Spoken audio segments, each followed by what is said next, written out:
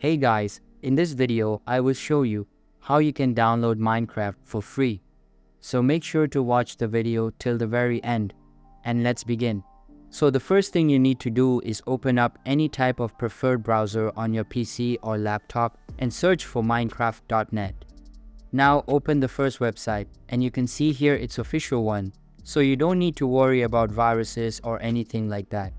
Once you're here, you will see the Get Minecraft button on the top right hand corner of your screen. What you can do is just press that button and it will come up down on the bottom of your screen. And then what you can see here is the different versions of Minecraft. Don't worry, you don't have to pay for it here.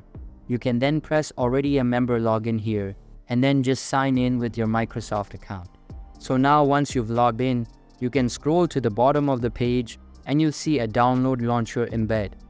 If you can't see it here, you can just open a new tab and search for Minecraft launcher. Then open the first website and you can see that the Windows 10 and 11 version is available for you to download. Simply click on the download button, all depending on what device you're on, and it will get started. If you are on a different device, you can just download the preferred version from the bottom as I am on Windows. So I will just download the official Minecraft Windows launcher. After the downloading is completed, install the launcher in your PC.